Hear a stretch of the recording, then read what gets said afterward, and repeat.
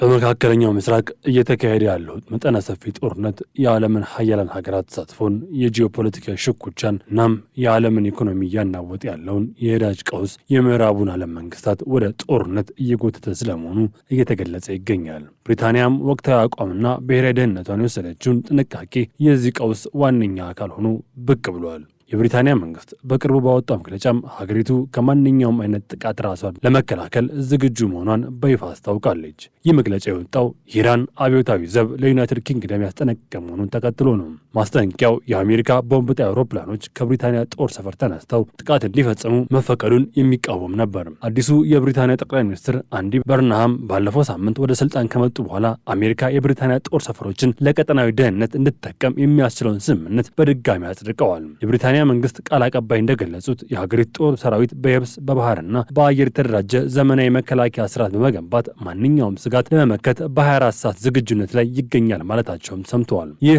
ደርቢ መከላከያ ዘዴ የተሰኘው ስትራቴጂ ከኔቶ አጋሮች ጋር በመተባበር የሚተገበር ሲሆን በተለይም በሆርሙዝ ባህር ወሽመጥ ላይ የሚፈጸም የሚሳኤል ጥቃቶችን ለመከላከል ያለመ መሆኑም ተገልጿል። ብሪታንያም ምንም እንኳን ከኢራን ጋር ወደ ቀጥተኛ ጦርነት መግባት ባትፈልግም ጥቅሞቿና አጋሮቿን በዓለም አቀፍ ሕግ መሰረት ለመጠበቅ ቆራጥ መሆኑን አሳይታለች። በሌላ በኩል በየመን የሚንቀሳቀሱት የሁቲ አማጽያን በጦርነት ውስጥ ያሳዩት ተሳትፎ ቀውስን ወደ አደገኛ ደረጃ አሸጋግሮታል። የሁቲ ተዋጊዎች በቅርቡ በሳውዲ አረቢያ የነዳጅ ጫኝ መርከቦች ላይ የፈጸሙት የሚሳኤልና የድሮን ጥቃት የዓለምን ንግድ በእጅጉ አውቆታል።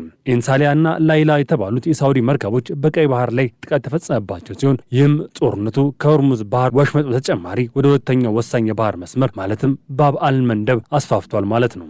ይህ የሁቲዎች እርምጃ በኢራን የጀርባ አጥንት ሰጪነት የሚከናወን መሆኑን የሚያሳይ መረጃ እየወጣም ነው።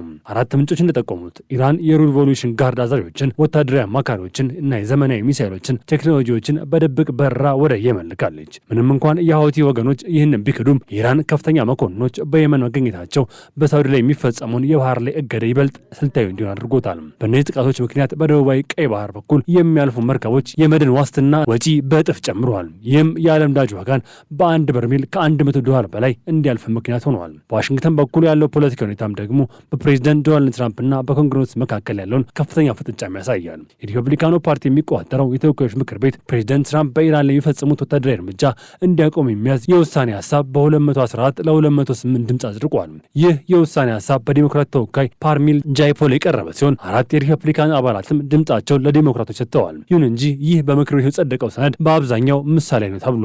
ምክንያቱም ከሰዓታት በኋላ የአሜሪካ ሴኔት የቀረበለትን ተመሳሳይ የጦርነት ስልጣን መገደብ ሰነድ 49 በ47 ድምፅ ውድቅ የማድረግ የፕሬዝዳንቱን እርምጃ ደግፈዋል። ትራምፕ በበኩላቸው በኢራንና በሁቲ አጋሮች ላይ ከባድ ወታደራዊ ጥቃት እንደሚጥሉ ዝተዋል። በተለይም በሳዑዲ መርከቦች ላይ የደረሰው ጥቃት ኢራን ተጠያቂ መሆኗን፣ በውጭ ሀገራት የታገደውን የኢራን ገንዘብ ለካሳ ክፍያ እንደሚጠቀሙበትም ገልጸዋል። በጦርነት ሜዳ ላይ ያለው ሁኔታም እጅግ ሀሳቢ ሆኗል። የአሜሪካ ጦር በኢራን ላይ ለ13 ተከታታይ ቀናት የአየር ጥቃቶችን መፈጸሙን አረጋግጧል። የዩኤስ ሴንትራል ኮማንድ ሴንትኮም እንደገለጸው የኢራን ጦር ትዕዛዛት ማዕከል፣ የድሮን ማከማቻዎች፣ የባህር ጠረፍ ክትትል ጣቢያዎች ኢላማ ተደርገዋል። ለዚህ ምላሽ የሚመስል መልኩ ኢራን በአጎራባች ሀገራት ማለትም በጆርዳን፣ በኩዌትና በአሜሪካ ጦር ሰፈሮች ላይ የሚሳኤል ጥቃቶችን ሰንዝራለች። የኢራን ባለስልጣናት አሜሪካ በኢራን መሰረተ ልማቶች ላይ የምታደርገው ጥረት እስካላቆመች ድረስ አጸፋዊ እርምጃዎች እንደሚቀጥሉ አስታውቀዋል። በተለይም የሆርሙዝ ባህር ወሽመጥ ለመዝጋት የወሰዱት እርምጃ የዓለምን ኢኮኖሚ ክፉኛ እየጎዳውም ይገኛል። በየቀኑ በወሽመጡ በኩል የሚያልፉ የነዳጅ መርከቦች ቁጥር በከፍተኛ ሁኔታ ቀንሰዋል። ይህ ግጭት በሰብአዊ መብት ረገድ ትልቅ ስጋትን ፈጥሯል። ትራምፕ ቀደም ሲል የኢራን ስልጣኔ ታሪክ ጨምሮን ሁሉም መሰረተ ልማቶች እንደሚያወድሙ መዛታቸው በዓለም አቀፍ ደረጃ ከፍተኛ ውግዘት አስከትሎባቸዋል። የዓለም አቀፍ ሕግ ባለሙያዎች እንደሚሉት የሲቪል መሰረተ ልማቶች ማለትም የኤሌክትሪክ፣ የውሃ ድልድይ አውታሮች ኢላማ መደረጋቸው የጄኔቭ ድንጋጌ የሚጥስና እንደ ጦር ወንጀል ሊያስቆጥር የሚችል እርምጃ ነው ብለዋል። በኢራን አህቫዝ ከተማ የተፈጸመው የአሜሪካ ጥቃት የሰላማዊ ሰዎች ሕይወት ማለፉን ተዘግቧል። ይህ በእንዲህ እንዳለ በመጪው ዳር ወር የሚካሄደው የአሜሪካ የሁለቱ ምክር ቤቶች ምርጫ በትራምፕ አስተዳደር ላይ ተጨማሪ ጫናን ፈጥሯል። ዲሞክራቶች የነዳጅ ዋጋ መናርና የጦርነት እንደ ፖለቲካ መሳሪያ መጠቀም የሪፐብሊካን አባላት የበላይነት ለመቀነስ እየሰሩም ይገኛሉ።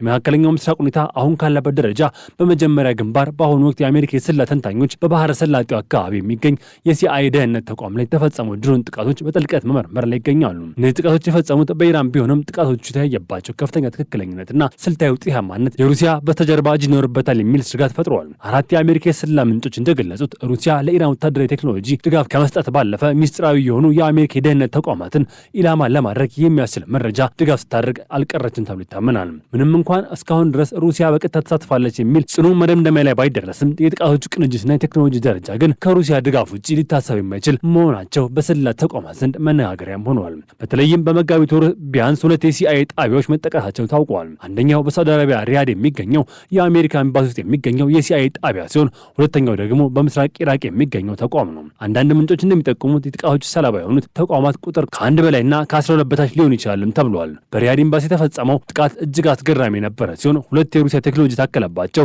የኢራን ሻሂድ ድሮኖች ጥቅም ላይ ውለዋል። የመጀመሪያው ድሮን በኤምባሲው ግንብ ላይ ቀዳዳ ሲፈጥር፣ ሁለተኛው ደግሞ በዚያው በቀዳዳ ውስጥ አልፎ በመግባት ፍንዳታውን አደርሰዋል። ይህ አይነቱ ጥቃት እጅግ የረቀቀ ቴክኖሎጂ ብቃት የሚጠይቅ ሲሆን ሩሲያ ለኢራን የሰጠችው የሳተላይት ናቪጌሽን ሲስተም ወይም ኮሜት ኤም ለተሰኘው ትክክለኛ ትልቅ እንደተጫወተ ይገመታል። ይህ ቴክኖሎጂ ድሮኖችን የጠላት ኤሌክትሮኒክስ መከላከያዎችን ሰብረው እንዲያልፉና ኢላማቸውን ሳይስቱ እንዲመቱ ያስችላቸዋል። ሞስኮ እንዲህ አይነቱን ድጋፍ ለኢራን መስጠቷ ዋሽንግተን የኢራን ጦርነት ለማቆም የምታደርገውን ጥረት ለማደናቀፍ ያላትን ፍላጎት ያሳያል። ሩሲያና ኢራን በመካከለኛው ምስራቅ ያለውን የአሜሪካ ተጽዕኖ ለመቀነስ የጋራ ፍላጎት ስላላቸው ይህ ስልታዊ አጋርነት ወደ ወታደራዊ ትብብር ማደጉ ግልጽም ሆኗል።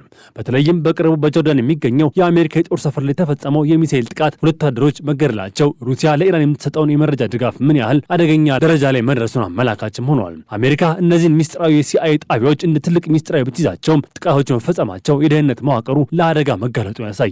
በሌላ በኩል ይህ ወታደራዊ ግጭት ወደ ዓለም ኢኮኖሚ ቀውስ ተሻግሯል። የሆርሙዝና የባብ አልመንደብ የባህር ወሽመጥ በኢራንና በሁቲ አማጽያን ጥቃት ምክንያት መስተጓጎላቸው የዓለም የነዳጅ ንግድ ቀይሮታል። የሳውዲ አረቢያ ከዚህ ቀደም ነዳጁን የምትልክባቸው እነዚህ ዋና መስመሮች ለአደጋ መገለጣቸው አሁን ነዳጁን በግብጽ የስዊዝ ቦይ በኩል መላክ ተገዳለች። ይህ ግን በቀላሉ የሚታይ ለውጥ አይደለም። ቀደም ሲል በነበሩት 10 ዓመታት ውስጥ የሳውዲ ነዳጅ ፈላጊዎች አውሮፓና አሜሪካ የነበሩ ቢሆንም አሁን ግን ዋነኛ ገዢዎቿ በእስያ የሚገኙ ሀገራት ናቸው። ስለዚህ ነዳጁን ወደ እስያ ለማድረስ መላውን የአፍሪካ አህጉር ዞሮ መጓዝ የግድ ሆኗል። ይህ አዲስ የጉዞ መስመር በጊዜና በገንዘብ ረገድ እጅግ ውድ ነው። ለምሳሌም ከሳውዲ አረቢያ የአምቡ ወደብ ወደ ታይዋን ባብ አልመንደብ በኩል የሚደረገው ጉዞ ለ19 ቀናት ብቻ ይፈጅ የነበረ ቢሆንም አሁን ግን በስዊዝ ቦይና በአፍሪካ ዙሪያ የሚደረገው ጉዞ 48 ቀናት ይወስዳል። ይህ ማለት አንድ የነዳጅ ጫኝ መርከብ ተጨማሪ አንድ ወር ባህር ላይ ተሳልፋለች ማለት ነው። ይህ የጊዜ መራዘም ብቻውን የነዳጅ ወጪን በከፍተኛ ሁኔታ ጨምሮታል። ቀደም ሲል ለጉዞ ይወጣ የነበረው 1.26 ሚሊዮን ዶላር የነዳጅ ወጪ አሁን ወደ 2.8 ሚሊዮን ዶላር አድርጓል። በተጨማሪም የስዊዝ ቦይን ለማለፍ ብቻ መርከቦች 1 ሚሊዮን ዶላር ተጨማሪ ክፍያ እንዲከፍሉ ይገደዳሉ። በአጠቃላይ አንድ የነዳጅ ጫኝ መርከብ ከአንድ ጉዞ መስመር ለውጥ የተነሳ 2.5 ሚሊዮን ዶላር ገደማ ተጨማሪ ወጪ ታወጣለች። ሳውዲ አረቢያ ይህንን ችግር ለመውጣት ሱሜዳ የተባለውን የነዳጅ ቧንቧ መስመር አንድ አማራጭ ለመጠቀም እየሞከረች ነው። ይህ ቧንቧ ቀይ ባህርን ከሜዲተራኒያን ባህር ጋር የሚያገናኝ ሲሆን የስዊዝ ቦይን ሳይጠቀም ነዳጁን ለማጓጓዝ ያስችላል። ይሁን እንጂ የቧንቧ የማጓጓዝ አቅም በቀን 2.5 ሚሊዮን በርሜል ብቻ በመሆኑ ሳውዲ አረቢያ በቀን ከምትልከው 7 ሚሊዮን በርሜል ነዳጅ አነስተኛውን ድርሻ ብቻ ነው ሊሸፍን የሚችለው።